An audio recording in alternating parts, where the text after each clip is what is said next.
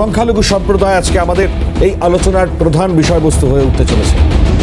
আজকে এখনো পর্যন্ত যে ছবিগুলো সামনে এসছে, মানে আমরা ডেফিনেটলি এই রাজনীতির আগিনাতে আজকে কখনো দেখতে পাওয়া যাচ্ছে এই সংখ্যালঘু সম্প্রদায় যাদেরকে ভোট ব্যাংক হিসেবে ব্যবহার করা হয়, কখনো দেখা যায় যে তোষণের রাজনীতি এমন মাত্রা ছাড়িয়েছে যেখানে দাঁড়িয়ে বারবার এমন পরিস্থিতি, মানে আমরা যদি সে সিঙ্গুর নন্দীগ্রাম আন্দোলন বা যে কোনো আন্দোলনই ধরে নিয়ে পশ্চিমবঙ্গের প্রেক্ষাপটে দাঁড়িয়ে হয়েছে, সেই আন্দোলনের মধ্যে যেমন একদিকে রাজনীতি সামিল, ঠিক অন্যদিকে দাঁড়িয়ে আজকে সন্দেশখালীর মতন আন্দোলন, সন্দেশখালীর মতন জায়গায় যখন শেখ শাহজাহানদের মতন দুর্বৃত্ত যারা বা তাদের এই ধরনের কুকর্ম কাজকর্ম যেগুলো প্রকাশ্যে এসছে, আজকে তাদের গ্রেপ্তার হওয়ার পর একে একে যে সমস্ত গোটা পরিস্থিতিগুলো এখনো নতুন করে সামনে আসছে, সেগুলোতে অনেক প্রশ্ন উঠে গিয়েছে।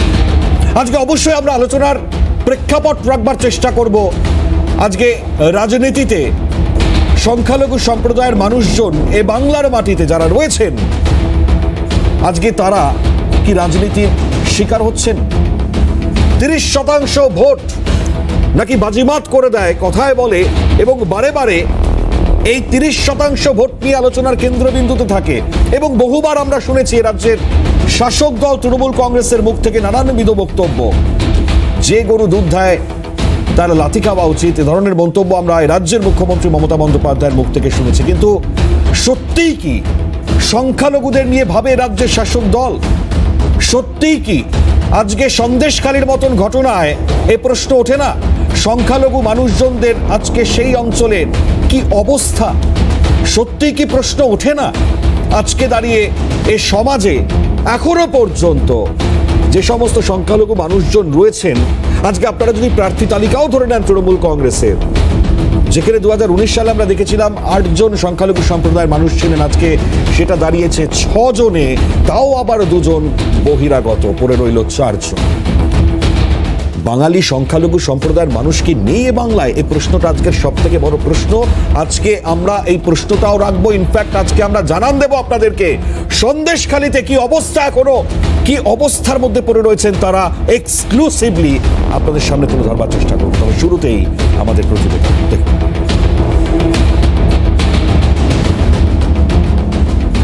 অতীতে সিঙ্গুর, নন্দীগ্রাম, শাহিনবাগ কৃষক আন্দোলন, বর্তমানে সন্দেশখালী, এসব শুধু ভোট রাজনীতির বিষয় নয়। এই লড়াইগুলো চূড়ান্ত পরিণতি ভোটেই শেষ হয় না। সিঙ্গুর আন্দোলনের হাত ধরে সংকীর্ণ রাজনৈতিক স্বার্থান্বেষীরা ক্ষমতায় এসেছে, কিন্তু ক্ষতি করে দিয়ে গেছে বাংলার শিল্প, কৃষি। বাম শাসনে সাচার কমিটির রিপোর্টকেও হাতিয়ার করেছিলেন মমতা বন্দ্যোপাধ্যায়। সাম্প্রদায়িকতা ভোট খেলা তখন থেকেই শুরু মমতা বন্দ্যোপাধ্যায়। সরকারে এসেও সংখ্যালঘুদের ভোট ব্যাংকই বানিয়ে রেখেছেন। মুসলিমরা তার চোখে আদতে দুধেল গাই। ভিক্ষা দেওয়া প্রকল্পের হাত ধরে এলাকায় এলাকায় বাড়ে শাহজাহানদের দুর্নীতি আর বাহুবলের আস্ফালন। অত্যাচার মানে মেরেছে, তেড়ে দিয়েছে, ঘর বাড়ি ভেঙে সব, এমনকি রান্না করে দুটো খাবো সে জিনিস রাখিনি, সব নিয়ে এসেছে।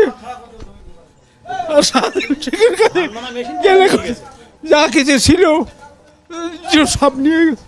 আমি কিন্তু ইফতারে যাচ্ছি, আপনারাও আসবেন। আমি তো মুসলিমদের তোষণ করি, 100 বার যাবো। যে গরু দুধ দেয় তার লাথি খাওয়া উচিত। যে ছোটবেলায় মেলায় গিয়ে দেখতাম যে সে একটা বাঁদর না উপর থেকে নিচে নামতো, উপর থেকে নিচে নামতো, তো সংখ্যালঘুদের না মনে হচ্ছে এইরকম কিছু করছে আর কি, তোমাদের আমি শুধু খেলাবো। অত্যাচারী শাহজাহানদের খর্গ কৃপান দেখে না জাত ধর্ম, দেখে তার উদর পূর্তির দুর্নীতির টাকা, লালসা পূরণের লক্ষ্যদের। সংখ্যালঘুদের শিক্ষার প্রসারের নামেও আদতে ভাওতা দিয়েছেন নেত্রী। গোটা শিক্ষা ব্যবস্থার রন্ধ্রে রন্ধ্রে যখন দুর্নীতি, তখন কি হবে জনমুখী প্রকল্পে? শিক্ষাটাই যেখানে শেষ, নিয়োগে শুধুই দুর্নীতি আর গুচ্ছ গুচ্ছ মামলা প্রমাণ করছে মমতা শাসনে শেষ হয়েছে চাকরির সুযোগ। পার্থ চট্টোপাধ্যায়ের বান্ধবীর বাড়ি থেকে পাওয়া টাকায় লেগে নেই জাত ধর্মের নাম, আছে শুধু দুর্নীতির গন্ধ। হ্যাঁ, আমাদের খুব উন্নয়ন হয়েছে, আমাদের বাড়ি ঘর ধর লুট হয়েছে, আমাদের খুব উন্নয়ন হয়নি। সন্দেশকালী হিন্দু মুসলমান সবাই বলবে, আমরা কেন, হিন্দুরাও বলবে যে মুসলমানদের কি ভালো লেগেছে। মমতা ব্যানার্জি সংখ্যালঘুদের উন্নয়নে যেটুকু করেছে তার থেকে বেশি সংখ্যালঘুকে ব্যবহার করেছে। এই ইমাম ভাতা থেকে শুরু করে যত ভাতা দিচ্ছে সংখ্যালঘুদের এই 2000 টাকা 1500 টাকা এই মানুষকে দিয়ে কি উপকার কাজে আসবে? এই 500,000 টাকা কি কাজে আসবে? মানুষ চাকরি চায়, মানুষ চায় ব্যবসা, মানুষ চায় কর্মসংস্থান। পেট ভরাতে লাগে হাতে কাজ, পেটে ভাত। মমতার সরকারের সংখ্যালঘু তোষণেও নিশ্চিত হয় না সংখ্যালঘুদের হাতে কাজ, পেটে ভাত, মাথায় ছাদ। উল্টে তা তৈরি করে বৈষম্য, জন্ম দেয় ভেদাভেদের। রেশনে দুর্নীতি ভাত কেড়েছে সবার, শিক্ষায় দুর্নীতি আধার এনেছে ঘরে ঘরে শিক্ষায়।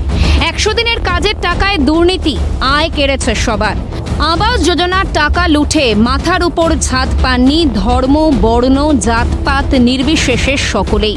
লুঠের রাজত্বকে বহাল রাখতেই দান ধ্যান আর তোষণের রাজনীতি। ঘাম রক্ত ঝরিয়ে ধীরে ধীরে বুঝছে মানুষ। ক্যালকাটা নিউজ।